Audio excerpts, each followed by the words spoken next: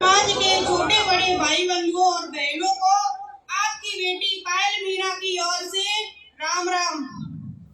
मैं तहे दिल से धन्यवाद देना चाहती हूँ। यहाँ पधारे हुए समस्त भाई बंधुओं को मैं धन्यवाद देना चाहती हूँ। यहाँ पधारी हुई उन माता और बहनों को जो गर्मी और धूप की परवाह न कर अपने हकों की लड़ाई लड़ रहे हैं।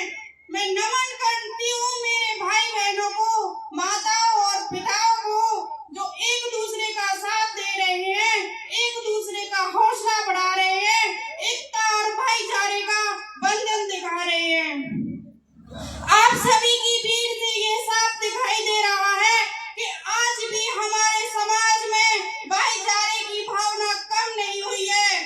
मैं धन्यवाद देना चाहती हूँ ईश्वर को कि मैं एक ऐसे समाज में पैदा हुई हूँ जहाँ छोटे से लेकर बड़ों तक के शरीर में बहने वाले खून की एक एक बूंद में भाईचारे की भावना बह रही है। इस कारण ही तो यहाँ इतनी भीड़ देखने को मिल रही है। अरे घिन ऐसी सरकार पर जो हमारे पुरखाओं की जमीन को अपने अधीन कर रही है, विदेशियों को बेच रही है, सेंचुरी को बढ़ावा दे रही है, जल जंगल और जीवन को नष्ट कर रही है। अरे भैया बीजेपी की सरकार वालों, मुझे ये तो बता दो कि वे समाज के लोग जो अधिकतर खेती और पशुपालन कर अपना भरण पोषण कर रही है, वे कहाँ जाएंगे? क्या उनको अधिकार नहीं है जीने का?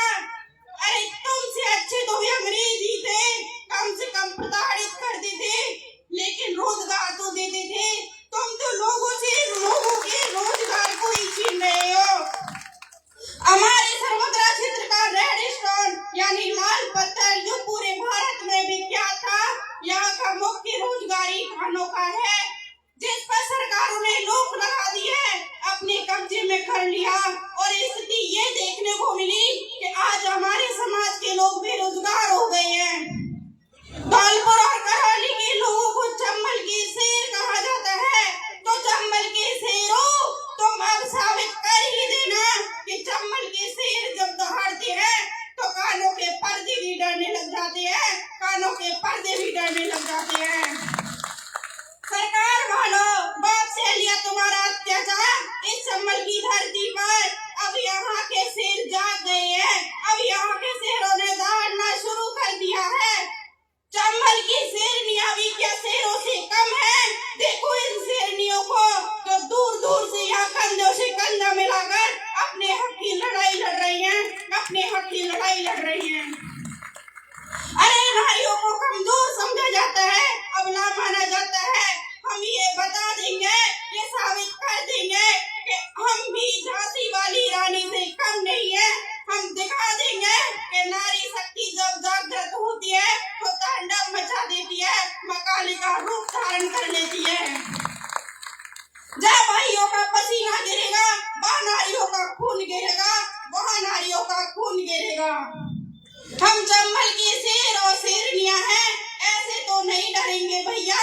हम अपनी हक की लड़ाई लड़ते लड़ते मार भी सकते हैं और मर भी सकते हैं, मर भी सकते हैं। ये सरकार उन चीजों को बढ़ावा दे रही है। मैं मानती हूँ कि वे बेजुबान हैं, उनकी सुरक्षा करना भी हमारा दायित्व है, लेकिन जब वे मानवों को ही क्षति पहुँचा रहे हैं। अभी हाल ही की घटना है, सवाई माधोपुर में 3 साल के मासूम बच्चों को टाइगर ने अपने भोजन का शिकार बना लिया। अरे तुम तो बैठे हो शासन की राजगद्दी पर, तुम्हें क्या पता उसके माँ बाप पर क्या बीत रही होगी, उसके माँ बाप पर क्या बीत रही होगी। तुम्हें शर्म नहीं आती लोगों के हक की रोटी खाने में? आज आप जिस पद पर बैठे हो वो इन्हीं लोगों की बदौलत है, वो इन्हीं लोगों की बदौलत है।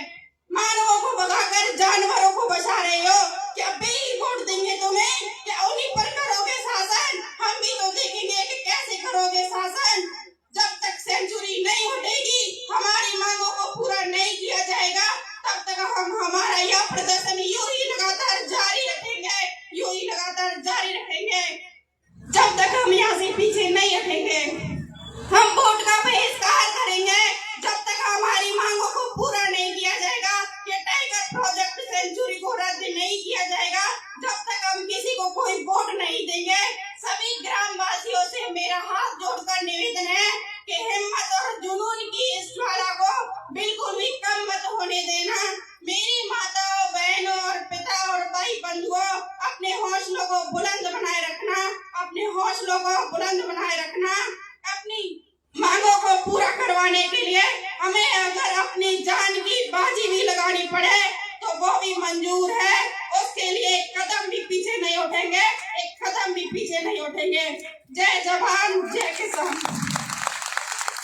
बहुत बहुत धन्यवाद बेटा, आपने बहुत ही शानदार उद्बोधन हमारे बीच में दिया है। साथ ही मैं निवेदन करना चाहूंगा अग्रवाल समाज के अध्यक्ष आदरणीय संजय जी अग्रवाल, आप आए और अपना उद्बोधन दें। आदरणीय संजय जी अग्रवाल।